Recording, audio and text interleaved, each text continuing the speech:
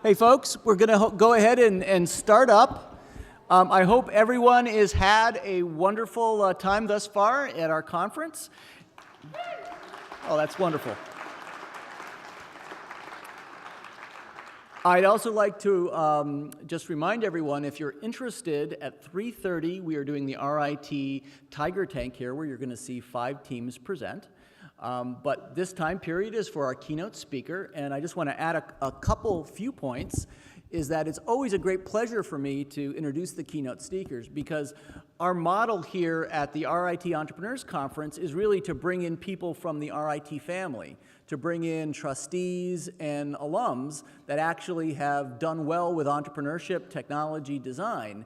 And the vast majority of the folks we bring in are relatively recent graduates. You know, they've graduated within 5 or 10 years, and they're particularly resonates with students that say, wow, you know, if I pursue this path, I can see this. And we're very appreciative. Now, towards this trend, we have a wonderful keynote speaker in this year's conference. Ted Dziuba is here from us, who graduated in 2006 from the College of Science in computational mathematics. And he co-founded Milo.com, which is one of those very unique websites which actually is doing hyper-local shopping. They look locally and they see not only what you can buy locally, but what's actually on the shelves, which is a very technically complex area, hence the computational mathematics. This business was sold in 2010 to eBay. And Ted has actually worked at eBay for the last 4 years, and he serves now as a technical director, but he's also made experimental projects from eBay's Disruptive Innovation Group, which I'm a scholar in this area, and I know of this group, and it's a very interesting place. He lives with his wife in San Francisco and his 3 children, and not only is it was a very big sacrifice for him to come and do this, but he also left all 3 children with his wife, which was a sacrifice. So we are appreciative to Ted and his wife for actually letting him come out. This is a great thing. But thank you very much for coming, and the floor is now yours.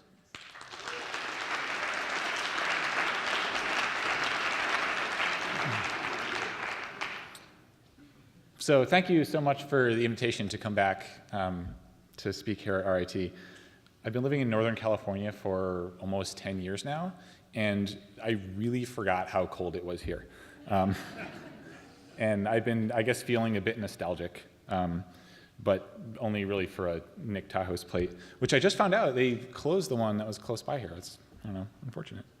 Well, thank you all for coming here. It's really great to see so many people at RIT interested in entrepreneurship. When I was a student here, you really only heard that word around the College of Business. And I was a pretty big-time geek, so that seemed kind of like, I don't know, icky, right? Like, that's the business stuff. You don't want to deal with that. Like, math, this is where you want to be, man. To be honest, I still am kind of a geek, but pretty tame by Silicon Valley standards. Any CS students in here? Anybody computer science? Yeah. I know a guy who has tattooed on his left arm the lambda calculus derivation of the fixed point combinator. That's a thing that happens. How many people in here want to start a company someday?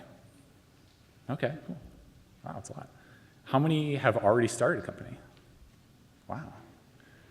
What are you guys doing here? You got work to do, man. It's really great seeing all the people in this room, how I think RIT has changed in the last few years since I was a student. I came here because I knew I wanted to work in applied technology, and RIT was really the perfect fit for that at the time. But I came here and I left here with the same attitude, which is, what are the skills that I need to get the job that I want? And that attitude, I think, is shifting towards, what are the skills that I need to build the kind of company I want to? And I think the earlier in life you have that sort of shift of your frame of mind, the better you're going to do in industry, whether you start a company or not. I had never really planned to be an entrepreneur, at least when I was in school. But you never really know where the small decisions you make in life are going to take you. When I was in high school, myself and 3 other friends we spent a summer coding an electronic medical record system. This was for one of the other guy's mother, who was a physician. And she had all these paper records that she wanted to bring in the computer. And this EMR thing was still pretty new at the time. So we spent 3 months doing this for her. And we ended up open sourcing the software. And every once in a while, I check in on it. It's actually still around. And it's really interesting that having done that so early, it's something that is still in use. And there are people who they make a living off of customizing this thing for other physicians. And in that summer that we did that, I earned a sum total of $1,000 for 3 months worth of work. Yeah. Even though I didn't really know it at the time, that was really like the start of a career. And I didn't know I wanted to be an entrepreneur, but that's really where it began. When I came here to RIT, I was not a computer science student, although I probably should have been. I was computational mathematics, which, I mean, I think was better, but that's just my opinion. I ended up getting an on-campus job here at the Educational Technology Center, which I think has now been renamed Production Services. They do like internal web development, and the reason I found that job was because I had this previous experience coding this electronic medical record system, and I was coming in as a freshman, so they knew they were going to get 4 years out of me.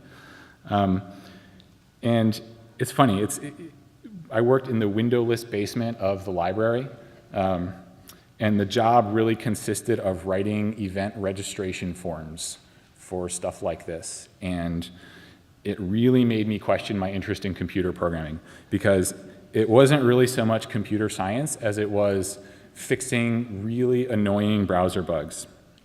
My boss, Raman, would come to me with all kinds of bugs. And it was like the most annoying thing to constantly be told that your work is not good enough. But I guess that was a harsh introduction to what it was going to be like in industry. Besides, I was paid by the hour, not by the task, so I guess I didn't mind that much. When I was a junior here, I cold applied to an internship at Google. And they called me back because I had this programming experience at RIT. And I spent a summer there as an intern in Mountain View. My job was to build the Google Employee Directory search. I mean, not the most interesting thing in the world, but it was a pretty good internship, I gotta say. And after I graduated, I had joined Google full-time, even though I nearly died of senioritis because they sent me my offer in October, and I had to graduate before it was actually final. But even being in Silicon Valley as this Web 2.0 thing was really taking off, I didn't want to be an entrepreneur. I didn't know that's what I wanted to be. But two of my close friends from RIT who were in software engineering, they knew that they wanted to come out to Silicon Valley to start a company. That's what they wanted to do. And I was just kind of hanging out at Google getting fat. So when they came out, they asked me if I wanted to join, and I said sure, because I was, like I said, getting fat and a little bored. Our plan was to build a news recommendation system, totally automated, machine learning, artificial intelligence. It was going to be great. The idea was we'd use the semantic text analysis and machine learning to learn the type of things that you'd be interested in reading about, and then we would show you stories that were on that topic, right? Sounds great, kind of. For a math guy, it was awesome because we had vector space projections and this machine learning algorithm. It was really juicy. And we'd raised $30,000 from one angel investor to try to get this off the ground. And we spent a year, the three of us working in an apartment, really intensely on this project, which I thought was really cool. We spent a year on it, and we launched it straight into total failure. It was a disaster. The company was called PressFlip at the time, and I brought with me a news clipping of our launch review from the tech media in Silicon Valley. Let's see. Oh, sorry about that.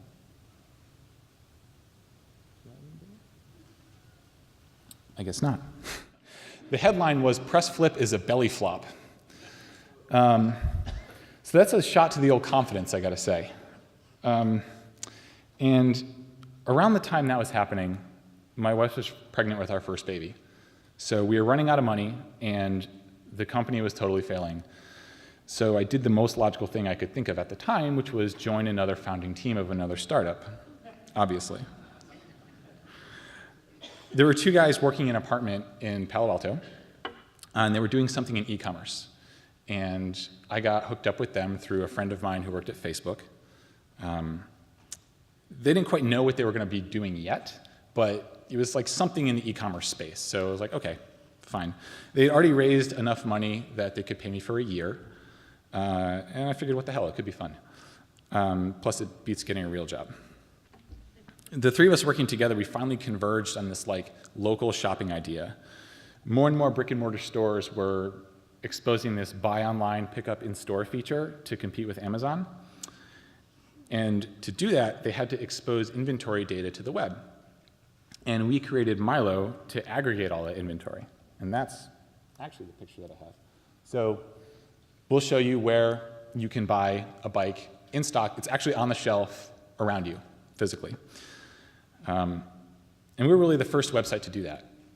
So we'd raised about $5 million in venture capital through the company. And in 2010, eBay acquired us to become the eBay local group because this local inventory was starting to become a big thing. So that's the backstory. But what I really came to share today is something that I don't think is ever formally taught in a class. At least it wasn't in College of Science. It's empathy. And in my opinion, it's the single most important skill that you can have as an entrepreneur. It's the ability to understand and share the feelings of another person. It's the ability to walk in their shoes for a minute.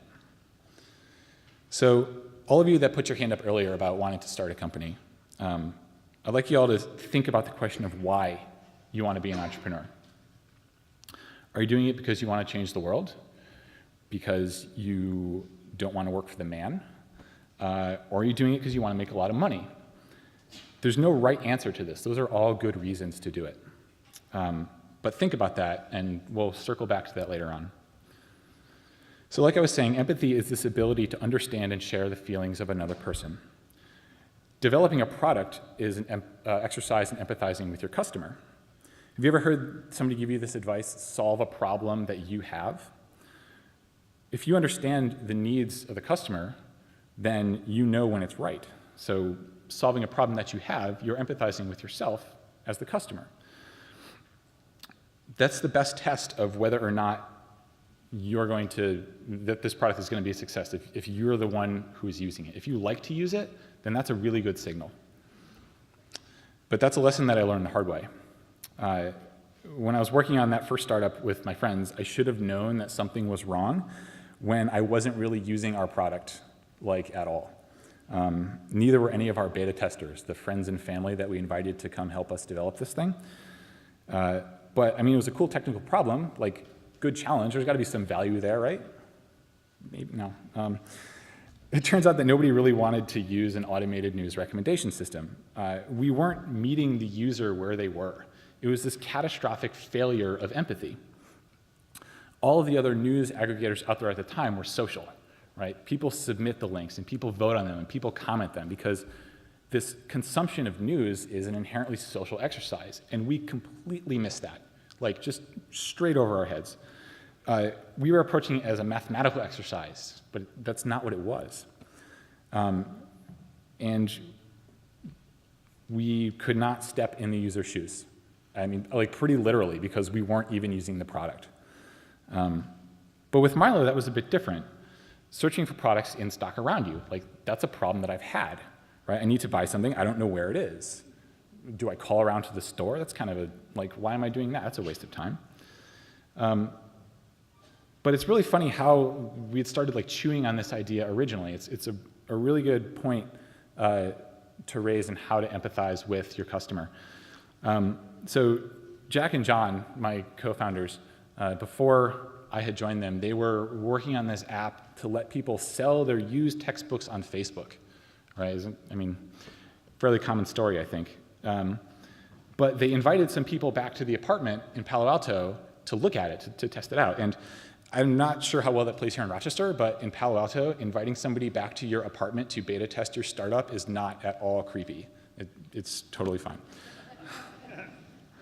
But one of the features that they had been experimenting with was surfacing inventory and pricing from Barnes & Noble, who had this in-store pickup program, so that the buyers could price compare the new book versus the used one. Sounds pretty interesting. But people really latched onto that. They saw that green dot, yes, this is in stock, down the street. And because people really latched onto that, that's what became the product. And that happens a lot around Silicon Valley. You start one thing, you end up with something completely different, and it's totally fine. When I had joined, my two other co-founders, they had just started taking this direction with the product, and it was actually a really cool technical challenge, so I was really sunk my teeth into it. And I found myself using it consistently. I didn't know it at the time, but that's how I know now that I had successfully empathized with our customers, is that I was using it. I enjoyed using it, so I knew it solved the problem. But this became a common theme as we built our product, too. As an engineer, I was certainly more interested in the technical aspects of doing something like this. Of course. But Jack, our CEO, was a really top-notch product guy, and he got this concept of empathy that was just totally lost on me as a introverted mathematical engineer. And I was more concerned with the technical correctness of the system rather than how well it suited the needs of the user. And I had the carcass of a startup to show for that. So my opinion in what was good for the user wasn't worth a whole lot around the office. My point is, it has to be somebody's job in your company to empathize with your customer. And I don't mean that in a touchy-feely, altruistic sort of way, is this good for the user? When one person is taking a hard-line customer point of view, then you can really expect some sparks to fly. Pride is going to get hurt, but that pain is good for you. It's good for your company. Don't ever be the customer and be afraid to say, this is total crap. Never be afraid to admit that. If that feeling is in your gut, then there's got to be something to it. And this was what was completely lost on me in the first startup. Once your company is beyond that prototype phase, which is a really nice way of saying you've raised some money and can afford to hire employees, your role in the company is going to shift quite a bit. You're no longer a maker, but you're a manager. And in managing a team, or working with people in general, that empathy thing, it's going to come back as the single most important skill. The most effective managers I've ever known have had this really uncanny ability to empathize with their colleagues. In the startup, this is critical because it's a high-stress, high-pressure, low-resource environment, which is a fancy way of saying you're paying people very little money to put up with a lot of BS. And it's really easy to fall into this simple categorization in a business that there's good people and there's bad people. There's hardworking people and lazy people. There's leaders and there's detractors, right? And the leaders, we need to reward them, right? And they need to be elevated. And the detractors, we have to punish them. We should fire those guys. But I think this is an artifact of a really old way of organizing human society. And in my experience, when you categorize people as good or bad, as go-getters or as lazy, or as detractors or leaders, then that makes you a much less effective person when you're dealing with other people. You really have to understand where somebody's coming from when they're acting a certain way. When we were a startup, we hired this fantastic engineer. This guy was great. He was experienced. He could tackle complex problems. You put him on anything, he could get it done. But we noticed he was always really negative and just never approached things with a good outlook. And that sort of thing, especially in a small team, can really drag the rest of your team down. And even though he was a great problem solver, we'd considered firing him because he was making everybody else worse. His outlook to a problem was always, this solution is never going to work because such and such reason. It was never, here's an interesting way we can attack this. So I'd kind of classified him as the bad guy, right? He's dragging everybody down. I'm going to fire this guy. But one night, I got to talking to him over a beer at this bar that was around the corner from our startup. And I kind of found out that through his work experience, he's become pretty bitter about never being able to go back and correct the mistakes that he's made. We call this technical debt. It's all of the shameful stuff that you do to ship your product on time. And to be honest, you never go back and do it the right way because you've already shipped it, the customers are buying it. Why do we need to go back and address that again? But in software, this sort of thing, it builds up. It's accretive. And it makes life really hard for developers. And as a developer myself, I understood this pain. It feels like an indication that the management does not care about the developers, that they're just, hey, feature, ship it as fast as you can, right? Don't worry about that old stuff, that's all done. But as this complexity grows, shipping new features gets harder and harder. It takes more and more time. And your managers are always breathing down your neck. Why isn't it done? It should be done faster. You did the last one really fast. Why does this one take so long? Well, it's because I had to do the last one in 2 weeks and I couldn't do it the right way. And now I don't have time to go back and fix it. So everything else is slow. So I asked this guy, what is the technical debt you want to pay down here? And we talked for a bit about one of the subsystems and why it was causing problems for future development. And after talking about it, I could really feel this guy. He was not happy. And this was something that was really causing problems and was really making him negative. And I could especially feel it because the subsystem that he was talking about was something that I made. And I knew it was total crap. I knew it had to be redone. But I didn't want to admit that to myself. I don't know, call it pride, call it wanting to ship stuff out the door. But there's a lot of times in entrepreneurship where you're going to have to swallow your pride and really just face a fact. So I told him, okay, go fix it. If it's really that much of a problem, go do it. He was really taken aback. I said, yeah, I trust your judgment, so go do it. He spent a week and a half retooling this one part of the system.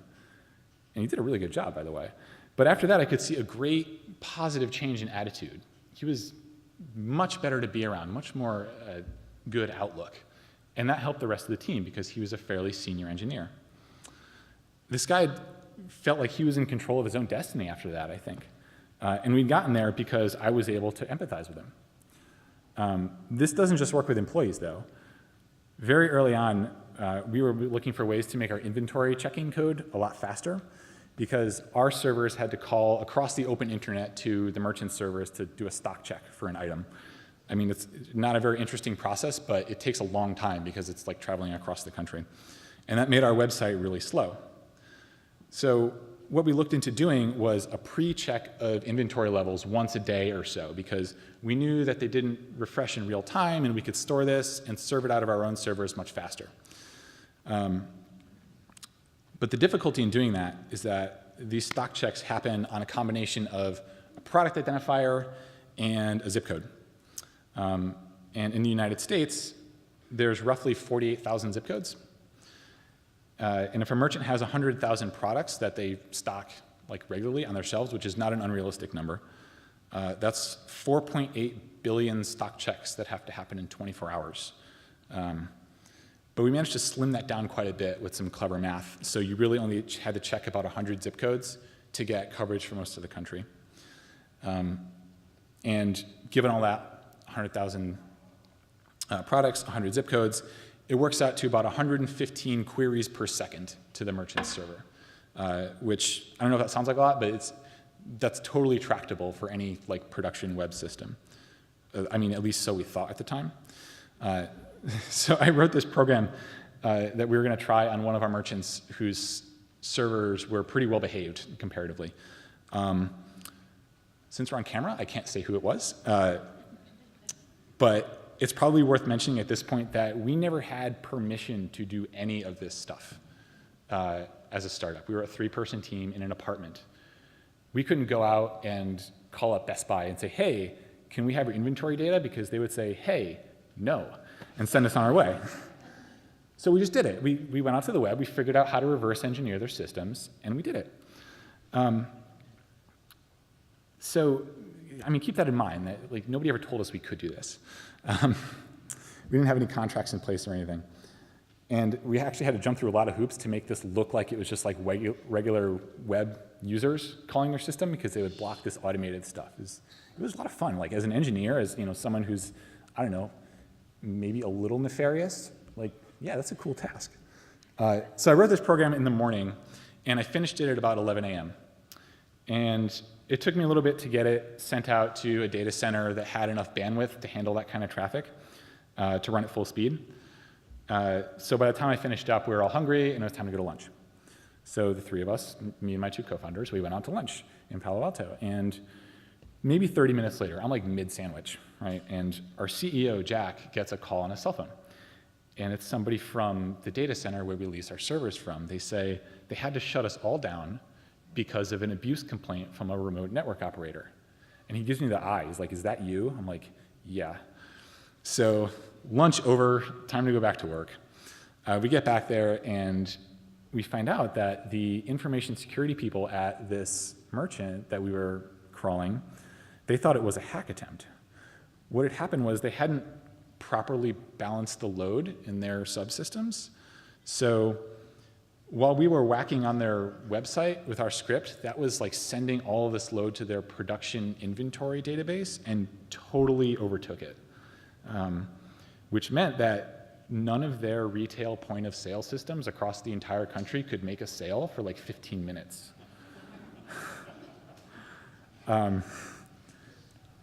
Oops. So, I mean, rightfully so, the security people freak out, right? Because they're losing money. And they eventually trace it back to our data center, and we get shut down. Eventually, we get on the phone with the security people at this company, and they're like really in no mood to hear it, right? It's not having a good day. But this is where I saw something really masterful. Our CEO, Jack, was able to connect with these guys on a different level. He was able to really understand where they were coming from.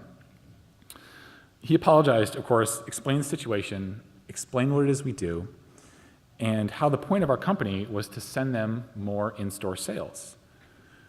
Now we're having a different conversation, right? It's not about you killed our servers, it's about we actually want to help you.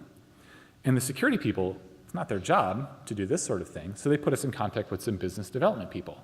And that's how we get a conversation started about a formal business relationship, by killing their stores for 15 minutes. Not that I would advise any of you to do that, of course. Like, that's a terrible idea. No.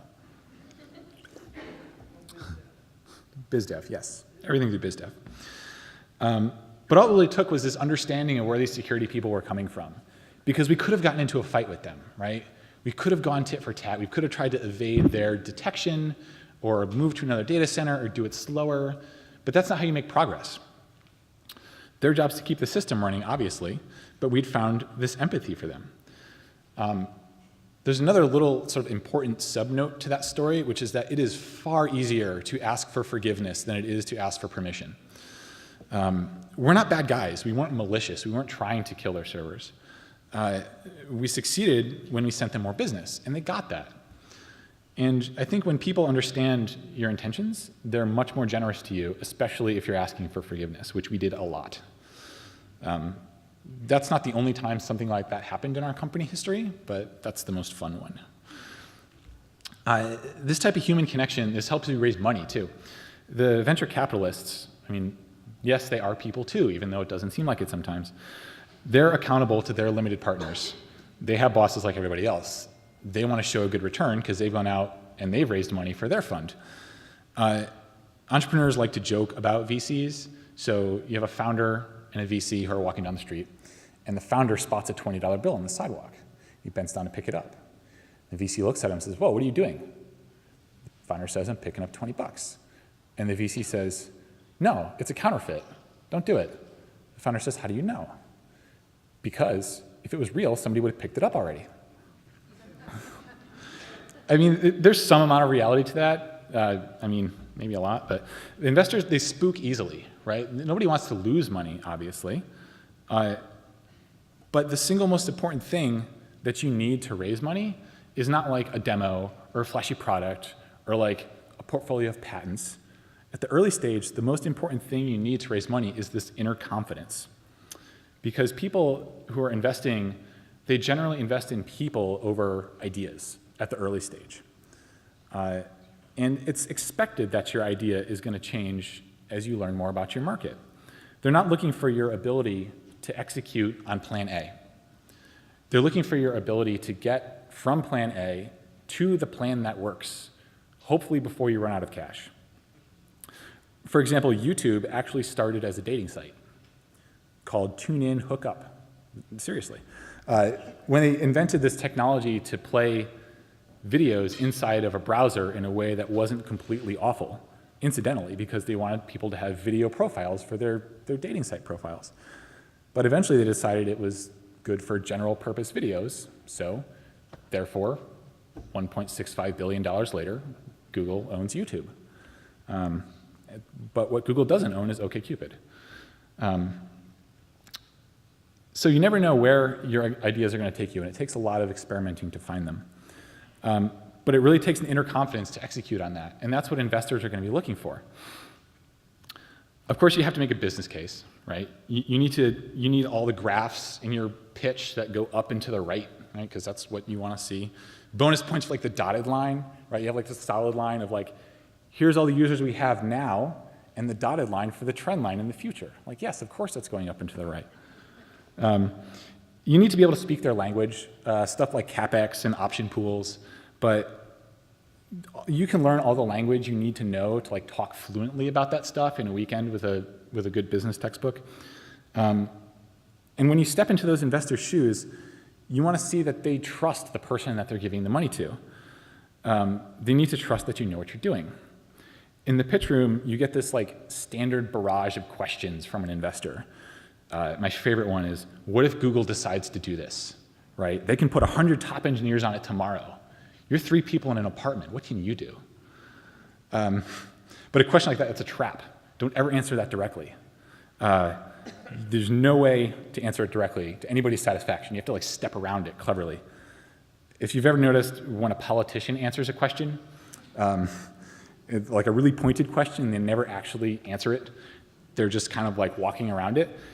Media trainers will teach you to step around questions like that by staying on message, is what they call it, which is you go into an interview with a fixed message that you want to project to the world, and every question is an opportunity to restate that message, right? So completely ignore what they asked you, say what you wanted to say.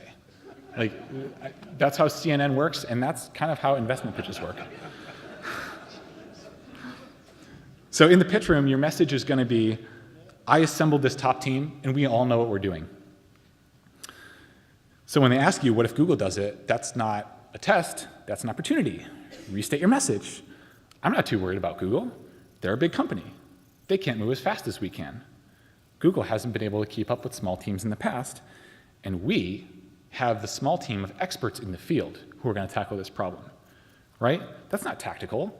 That's just showing them that you have an awesome team. Not even showing them, it's telling them. But that's what the game is about. It's all about being confident, staying on message, and executing on your vision without really a care for whatever the competition is doing. But if you're feeling a little punchy to that question, like maybe you've done a few too many pitches and you're kind of at the end of your rope, you can say something like, well, what if Google does it? That's why we like you as a value-added investor, because we'd really love to hear how you reacted when Google launched Google Ventures.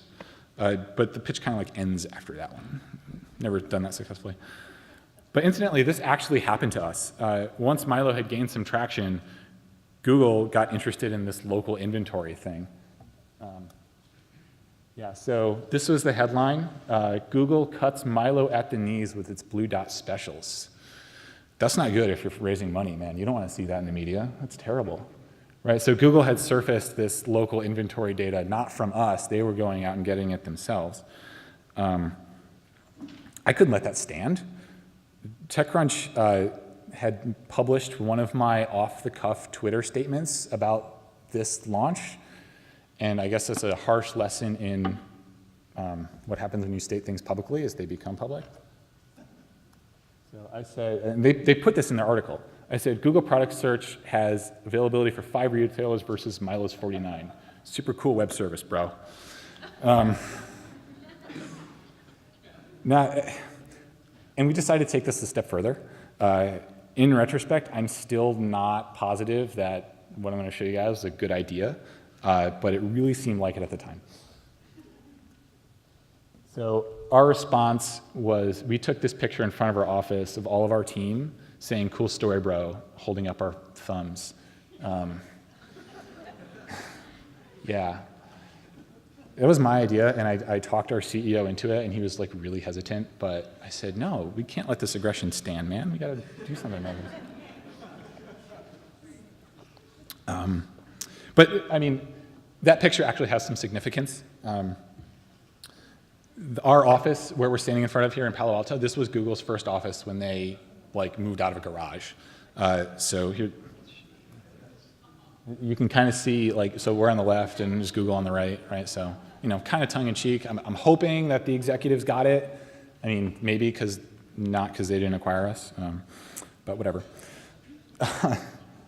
But then 8 months later, we're here, right? So, I mean, yeah, we threw some punches, and it was fun. But what it took was not running away and totally shifting directions because Google decided they were going to eat our lunch, right? We kept executing, and we were doing a lot better job than they were. We always had more retailers, more inventory than them. Even to this day, our local availability is better than Google's, and I think our technology works better because we did it a better way. I mean, not that I'm blowing my own horn here, but I don't like Google. So, all right, side note, selling a company, the most stressful thing I've ever been through, by far. We had to go through this diligence process, which is basically eBay verifying that we were not a fraud before they bought our company. It took months of like paperwork and lawyers, and it finally came to a head over 2 days in San Jose. They invited the deal team from our company, which was 8 people, down to this really swanky hotel in downtown San Jose for a like in-person diligence session where they were going to ask us questions. And I thought this was going to be easy because I'd already done all the paperwork. So the 8 of us are waiting in the lobby of this hotel. And the woman from eBay, who's the VP of corporate development, she comes out and she says, "Okay, we're ready for you now," and leads the 8 of us back into one of these like event rooms at the hotel. And he opens the door, and there's like 40 people sitting around this U-shaped table versus 8 of us, right? And like, oh my God, what is about to happen here? Like, no pressure or anything, right? And I was on point for the technical part of this diligence. So here's me, like 26-year-old startup engineer in front of this team of like grizzled like eBay scale engineers who've seen some war, man. There were some scars in that room. And I had to explain to them how our technology was going to be able to scale to 2 orders of magnitude more users, right? And like that's not an easy thing to do. But as I'm about to get up in front of the whiteboard, Jack, our CEO, grabs my arm. He pulls me close. He looks me in the eye, and he says, "Hey, don't screw up."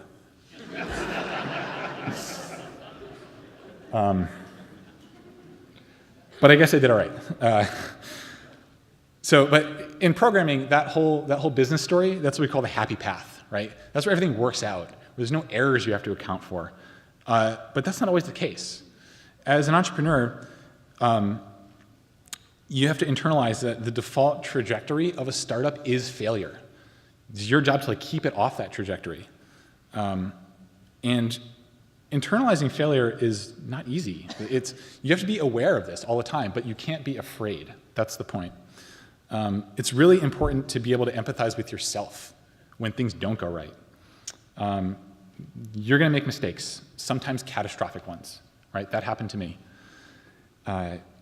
In the beginning, I asked you guys to think about why you wanted to be an entrepreneur. Money, independence. Like I said, there's no right answer to this. But your answer to that question is going to determine how you internalize failure when it does happen. I'm not talking about the failure of your company. I mean, maybe, hopefully not. I'm talking about all of the failures that's going to happen to you along the way. I've had a ton of them. My first startup failed miserably. I lost some really close personal friendships because of that, and it's really unfortunate. And I think about it today, 6 years later, and I still wish I could have done some things differently. But what I don't have is any shame or guilt, and that's really important going forward. The way that you internalize this failure is going to determine your future success. So given that, I want to leave you with 2 stories. The first one, about a year after I joined eBay, I was getting the itch to do another project on my own. We'd brought this eBay scale to Milo's inventory technology and surfaced this stuff on eBay.com. So to me, that felt like the natural conclusion of that project. I really felt like I was done with it. I wanted to learn something completely new while I was at eBay. I wanted to launch an internal startup, which is something that the executives were really interested in. And I thought it'd be cool. So this was around the time when Groupon was becoming a big deal. And I spent a lot of time looking at how Groupon worked and the economics of the situation. And I spent a lot of time talking to the merchants who offered these Groupons. And the economics are just totally out of whack. So I'd come up with a marketplace to bring these economics back into gear. And everything looked good to go. I talked to the economists. It looked like it was going to work. And I put together a PowerPoint and went to the CTO of eBay to make my pitch. I said, here's the market, here's the opportunity, I need $1 million. Done. Easiest angel capital I've ever raised, although it wasn't like actually mine, right? It's the company's. But for a year, my team and I worked on this project. We shipped the software, we hired sales staff, we had customers, and people were really using it. And our customers really told us they loved it, so everything's great, right? We still weren't really getting meaningful traction. We were spending way too much money on sales. And the venture was never going to be profitable at that rate. So at the beginning, I had done what I would advise every entrepreneur to do, which is come up with a single number that quantifies your success, a single metric of success. And it's almost never revenue. Our metric was re-engagement rate, so the users that used our product once and then came back. Because if they use it once and they come back later on, sort of on their own accord, then you have value to them somehow. So we use that as a quantifier of our value proposition. And in software, you want that to be above 40%. If your re-engagement rate is above 40%, that doesn't mean you're going to make it. But if it's below 40%, you're probably not going to make it. But we couldn't move that over 40%. It just wasn't doing it. So we shut the project down and moved on. And I'd become an entrepreneur because I wanted that kind of independence to work on my own projects. My goal was never really to make a lot of money. So the internal startup thing fit really well because you're never going to get rich like doing a startup inside of a company. So I'd actually gotten what I wanted out of that project. I didn't feel too bad about the failure because I'd spent a year working on this cool thing and it was time to move on to the next thing. All right, second story. This is the better one. Like I said, I wasn't out for money, which it turns out was a good thing because a year or so after eBay acquired Milo, I made the single most expensive mistake of my career. The single most expensive mistake of my career so far. And I brought it to show you today because I'm quite proud. This is an email. You can see the subject and the sender, WhatsApp. Jan Koum is the CEO of WhatsApp. He says, my coworker says we should hire you. And I went down to their office and I talked to them and they wanted to hire me. And this was in 2011. And I think you guys know what's coming next. Let's see. Thanks for your offer, but I've got a bunch of interesting stuff queued up to tackle at eBay for the time being. And of course, 3 years later, Facebook acquires WhatsApp for $19 billion. The real kicker, though, is that Jan reached out to me every single year until that happened.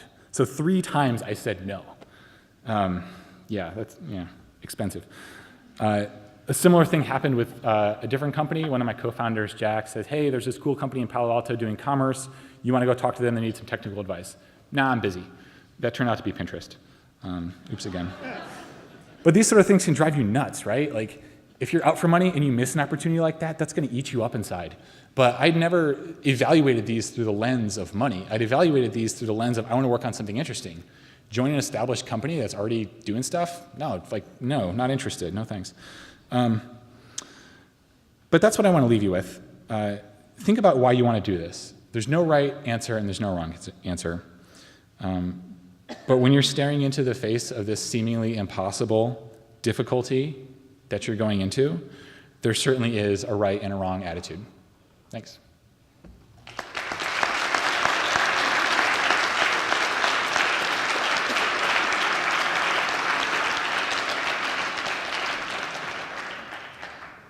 So I know we're out of time. I think we started late. But if anybody has time, we can do questions.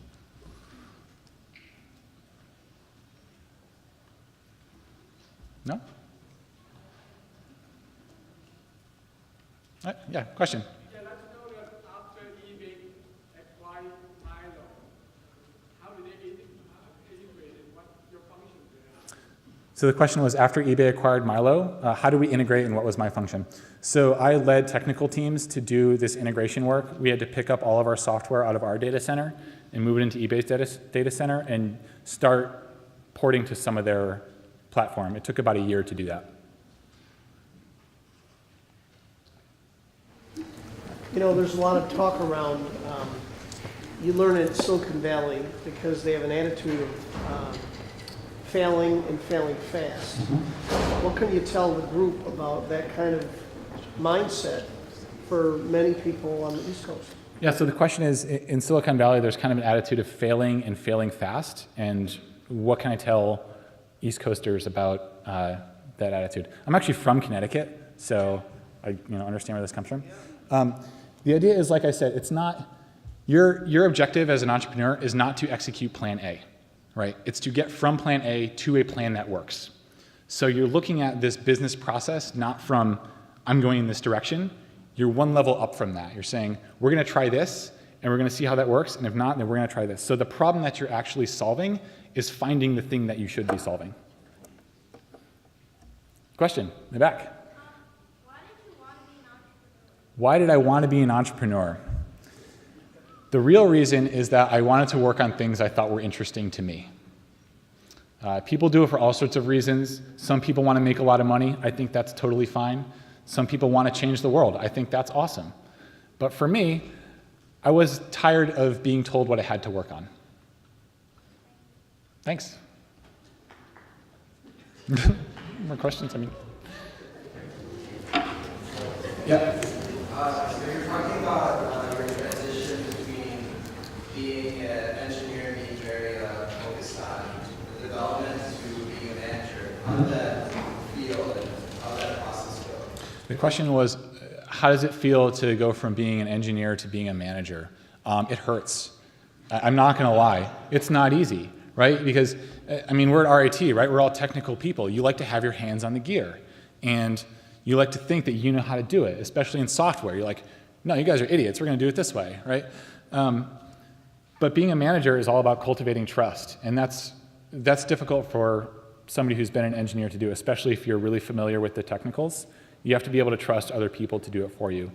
And you have to be able to offer them advice that's not going to look like an order. And that's something that you really just have to practice. And I'm still not great at it. I'm still working on that skill. I think I always will be. Other questions? What's your advice to non-technical co-founders? What's my advice to non-technical co-founders? So I can speak from a software perspective to that. I would say what you need to do is understand why programming is hard. And if you have a solid product vision, being able to understand why programming is hard is going to let you build a software team that really respects your vision, if they can see that you're taking it in the right place and that you understand their plight. In front. Did you marry an engineer? What are the kids like? And do you empathize with her for looking after them? Did I marry an engineer? What are the kids like? And do I empathize with her? Yes. So my wife is also an RIT grad. Her name is Julia. She graduated in applied mathematics, and she worked as a mathematician for a number of years. She was always better at calculus than I was, and always will be. The kids are nice. They're 5, 3, and 1, and yeah, and they are actually really into like building blocks, like Legos and stuff. So I could not be more proud. Yeah. What's your advice for young entrepreneurs? Advice for young entrepreneurs.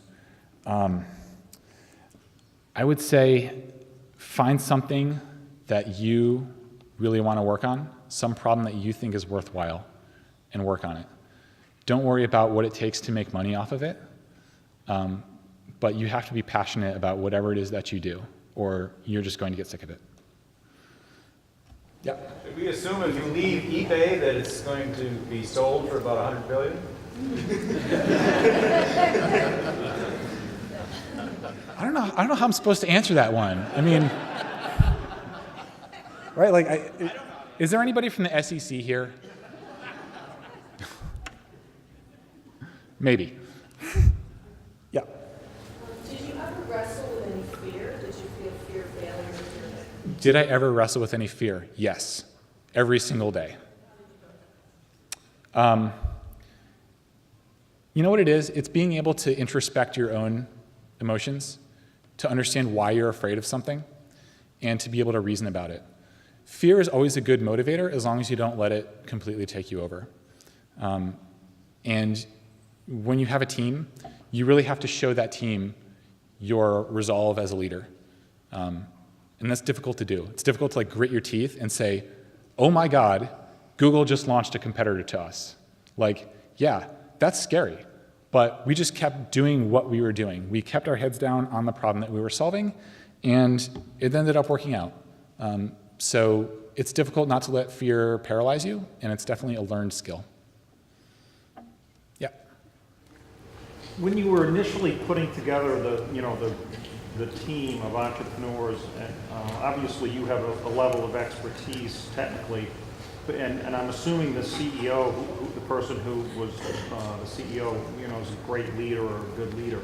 Can you just go through quickly some of the dynamics of how you, as a team, got that initial mastermind group together? Yeah, sure. So the question is around how we got our initial team together. Our CEO was not technical, so what are the dynamics surrounding that? So it was myself, another technical co-founder, and our CEO. Our CEO, he went through this exercise of understanding why programming is hard. So it was very easy to, he showed us a lot of respect for when we said this is difficult. So he understood that when he was asking a lot.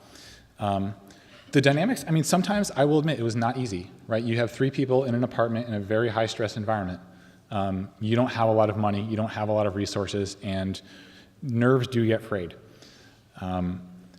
But we really trusted that our CEO knew what he was doing. And that trust came empirically because he would go out and raise money. He was great at finding us talent and advisors. And our roles inside the company all kind of fit with one another. So he set a great direction. Most of the time we agreed. Sometimes we didn't. When we didn't agree, we had a long discussion about it. And sometimes when we said, like, look, this is going to require too much effort. This is too much time we have to spend on this one feature. And he believed us. He says, okay, we can move on. So it's this mutual trust of the founding team. And honestly, that's why a lot of founding teams break up, is because they lose that trust. In the back? So how do you find trust in people, and how do you find the right people that are for your company? So the question is, how do you find the right trust in people, and how do you find the right people for your company? I would turn that around and say, how do you know when you found a good friend? Somebody that you can actually trust with something. I mean, it's not always easy, right? We did really extensive interviewing. We had a really interesting practice where when we wanted to extend somebody an offer to come work with us, we would hire them as a contractor for a week to come and do what we called a trial period to see how well they work with the team. And honestly, it was a two-way interview. They needed to see that they wanted to work well with us too. So as your company culture sort of solidifies, you have more people who are able to identify the type of people they want to work with. Another question on that. Run into any legal troubles for trusting someone, or kind of easy backlash or something like that? The question is, did we run into any legal troubles for trusting somebody? Fortunately, no. We never had any problems with employees or anybody that we trusted. There were a few people that we hired sort of mistakenly that we had to let go, but it never really caused us any like legal or financial pain. Yep. How can your non-technical CEOs how can a non-technical CEO get involved in a startup? Yeah, that's a great question. So as a CEO, if you are the CEO, you are the startup from day zero, right? So your job as a CEO, you have to keep money in the bank, you have to set the direction for the company, and you have to hire the talent to execute on the direction, right? So maybe you don't have your hands on it yourself, but you have to find the team and cultivate the team. This actually happened, the website dig.com back in the day, Kevin Rose, the founder, he hired someone off of Rent-A-Coder to start that thing, right? But he had this vision, and he's like, well, I have a little bit of money, so we can test this, right? Like, we can code this idea. And eventually, I mean, he obviously brought that person onto his team once it became a big thing, but I mean, that's what execution is. It's building the team and delegating if you're not technical. Yeah, in the back. Yeah. Why did you go for Milo? Like, for money or how about like because you're interesting, because you wanted to help? Like why? Yeah. So why did I co-found Milo? Was it money? Was it interesting? Because I wanted to help. So I really don't like authority. I don't like being told what to do. I mean, and even in the workplace. So I wanted to work on a project that I had significant ownership of, and also something that was interesting for me to work on. I never went into it with the intention of making a lot of money. I mean, because if I had, I showed you that, missing out on a $100 million payday, that would have hurt a lot, but it didn't. Yep. What do you think Milo will be like in the future? What do I think Milo will be like in the future? Let's see. Everything is going to be on here, for sure. I mean, mobile was just getting off the ground when that was happening, but everything is moving to mobile right now. Yep. You clearly indicated that empathy was important to you, and that's not one of the technical skills. How do you feel that RIT did in preparing you in that other area of your success? So the question is, how did RIT do in preparing me for the technical part of my success? Very well in two ways. Number one, the on-campus work I had here, just sort of by chance, was what got me into Google and out to Silicon Valley. And number two, like being in the mathematics program, I mean, I never came up through CS, so I don't know what that curriculum was like. Yeah. My question was the non-technical part. Oh, the non-technical part. Okay, the non-technical part of what RIT did to prepare me. I would say being able to work intensely in a small room that smells bad. No.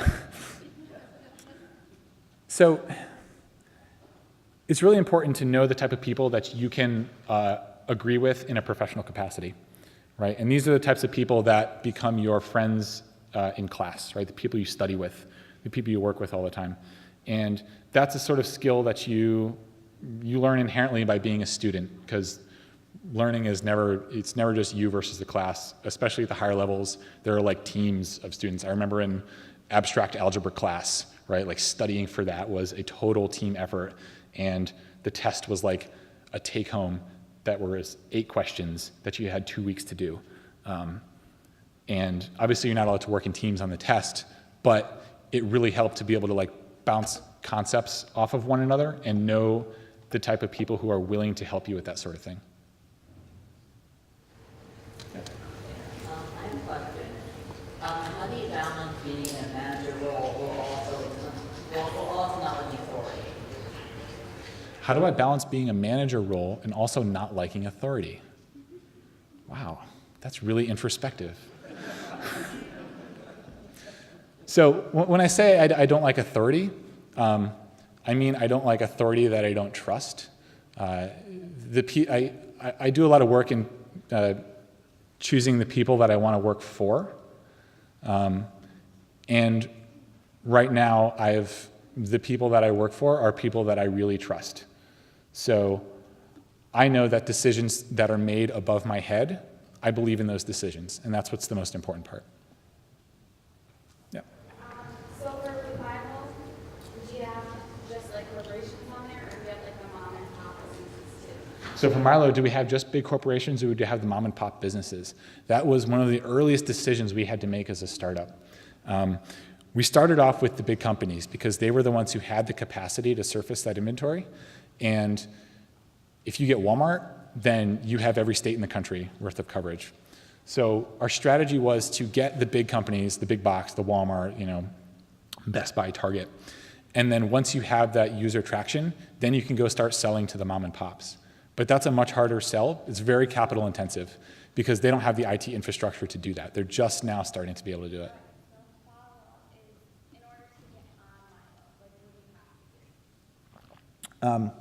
So there are a couple of ways. I mean, the answer to that question has changed. But the way it is now is we have an app. It's an eBay app that integrates with some point of sale systems that are commonly used at small stores. Yeah, go ahead. Like throughout your career, what would you say has been like your biggest challenge for being a successful? So throughout my career, what was my biggest challenge in being a successful entrepreneur? My most challenging thing in the whole career was managing the work-life balance. Because like I said, I joined Milo when I had one kid. My daughter was born. And now I have 3. And it's really worth it to spend the time thinking about what makes you happy in life. Some people, work is what makes them happy, but not me. I like to spend time with my family. I like to go camping totally off the grid where my cell phone doesn't work. And that's the sort of thing that I need. So being able to manage that is really important. Thanks. Oh, wow. Way over time. I would like to thank Ted for making a long trip from California to speak to this group and be the keynote of our speaker, and we'd like to give you this small, very small, token of our appreciation and thanks. Thank you.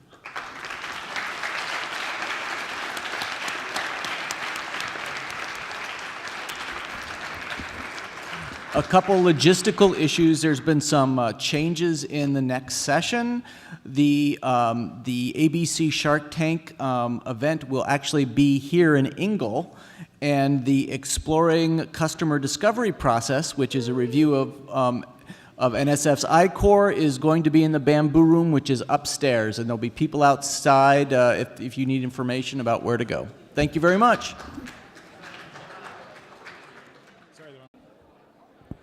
Hey folks, we're going to go ahead and start up. I hope everyone has had a wonderful time thus far at our conference. Oh, that's wonderful. I'd also like to just remind everyone, if you're interested, at 3:30 we are doing the RIT Tiger Tank here, where you're going to see 5 teams present. But this time period is for our keynote speaker, and I just want to add a few points, is that it's always a great pleasure for me to introduce the keynote speakers, because our model here at the RIT Entrepreneurs Conference is really to bring in people from the RIT family, to bring in trustees and alums that actually have done well with entrepreneurship, technology, design. And the vast majority of the folks we bring in are relatively recent graduates. You know, they've graduated within 5 or 10 years, and they're particularly resonates with students that say, wow, you know, if I pursue this path, I can see this. And we're very appreciative. Now, towards this trend, we have a wonderful keynote speaker in this year's conference. Ted Dziuba is here from us, who graduated in 2006 from the College of Science in computational mathematics. And he co-founded Milo.com, which is one of those very unique websites which actually is doing hyper-local shopping. They look locally and they see not only what you can buy locally, but what's actually on the shelves, which is a very technically complex area, hence the computational mathematics. This business was sold in 2010 to eBay. And Ted has actually worked at eBay for the last 4 years, and he serves now as a technical director, but he's also made experimental projects from eBay's Disruptive Innovation Group, which I'm a scholar in this area, and I know of this group, and it's a very... In this room, how I think RIT has changed in the last few years since I was a student. I came here because I knew I wanted to work in applied technology, and RIT was really the perfect fit for that at the time. But I came here and I left here with the same attitude, which is, what are the skills that I need to get the job that I want? And that attitude, I think, is shifting towards, what are the skills that I need to build the kind of company I want to? And I think the earlier in life you have that sort of like shift of your frame of mind, the better you're going to do in industry, whether you start a company or not. I had never really planned to be an entrepreneur, at least when I was in school. But you never really know where the small decisions you make in life are going to take you. When I was in high school, myself and 3 other friends, we spent a summer coding an electronic medical record system. This was for one of the other guy's mother, who was a physician. And she had all these paper records that she wanted to bring in the computer. And this EMR thing was still pretty new at the time. So we spent 3 months doing this for her. And we ended up open sourcing the software, and every once in a while I check in on it. It's actually still around. And it's really interesting that having done that so early, it's something that is still in use. And there are people who, they make a living off of customizing this thing for other physicians. And in that summer that we did that, I earned a sum total of $1,000 for 3 months worth of work. Yeah. Even though I didn't really know it at the time, that was really like the start of a career. And I didn't know I wanted to be an entrepreneur, but that's really where it began. When I came here to RIT, I was not a computer science student, although I probably should have been. I was computational mathematics, which, I mean... Very interesting place. He lives with his wife in San Francisco and his 3 children, and not only is it was a very big sacrifice for him to come and do this, but he also left all 3 children with his wife, which was a sacrifice. So we were appreciative to Ted and his wife for actually letting him come out. This is a great thing. But thank you very much for coming, and the floor is now yours.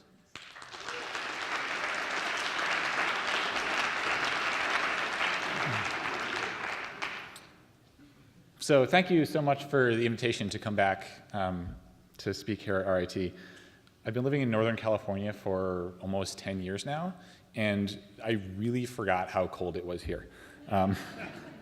And I've been, I guess, feeling a bit nostalgic, but only really for a Nick Tahoe's plate, which I just found out they closed the one that was close by here. It's, I don't know, unfortunate. Well, thank you all for coming here. It's really great to see so many people at RIT interested in entrepreneurship. When I was a student here, you really only heard that word around the College of Business. And I was a pretty big-time geek, so that seemed kind of like, I don't know, icky, right? Like, that's the business stuff. You don't want to deal with that. Like, math, this is where you want to be, man. To be honest, I still am kind of a geek, but pretty tame by Silicon Valley standards. Any CS students in here? Anybody computer science? Yeah. I know a guy who has tattooed on his left arm the lambda calculus derivation of the fixed point combinator. That's a thing that happens. How many people in here want to start a company someday? Okay, cool. Wow, that's a lot. How many have already started a company? Wow. What are you guys doing here? You got work to do, man. It's really great seeing all the people I think was better, but that's just my opinion. I ended up getting an on-campus job here at the Educational Technology Center, which I think has now been renamed Production Services. They do internal web development, and the reason I found that job was because I had this previous experience coding this electronic medical record system, and I was coming in as a freshman, so they knew they were going to get 4 years out of me. And it's funny, I worked in the windowless basement of the library, and the job really consisted of writing event registration forms for stuff like this. And it really made me question my interest in computer programming, because it wasn't really so much computer science as it was fixing really annoying browser bugs. My boss, Raman, would come to me with all kinds of bugs, and it was like the most annoying thing to constantly be told that your work is not good enough. But I guess that was a harsh introduction to what it was going to be like in industry. Besides, I was paid by the hour, not by the task, so I guess I didn't mind that much. When I was a junior here, I cold applied to an internship at Google, and they called me back because I had this programming experience at RIT. And I spent a summer there as an intern in Mountain View. My job was to build the Google Employee Directory search. I mean, not the most interesting thing in the world, but it was a pretty good internship, I gotta say. And after I graduated, I had joined Google full-time, even though I nearly died of senioritis because they sent me my offer in October and I had to graduate before it was actually final. But even being in Silicon Valley as this Web 2.0 thing was really taking off, I didn't want to be an entrepreneur. I didn't know that's what I wanted to be. But two of my close friends from RIT who were in software engineering, they knew that they wanted to come out to Silicon Valley to start a company. That's what they wanted to do. And I was just kind of hanging out at Google getting fat. So when they came out, they asked me if I wanted to join, and I said sure, because I was, like I said, getting fat and a little bored. Our plan was to build a news recommendation system, totally automated, machine learning, artificial intelligence. It was going to be great. The idea was we'd use this semantic text analysis and machine learning to learn the type of things that you'd be interested in reading about, and then we would show you stories that were on that topic, right? Sounds great, kind of. For a math guy, it was awesome because we had vector space projections and this machine learning algorithm. It was really juicy. And we'd raised $30,000 from one angel investor to try to get this off the ground. And we spent a year, the three of us working in an apartment, really intensely on this project, which I thought was really cool. We spent a year on it, and we launched it straight into total failure. It was a disaster. The company was called PressFlip at the time, and I brought with me a news clipping of our launch review from the tech media in Silicon Valley. Let's see. Oh, sorry about that.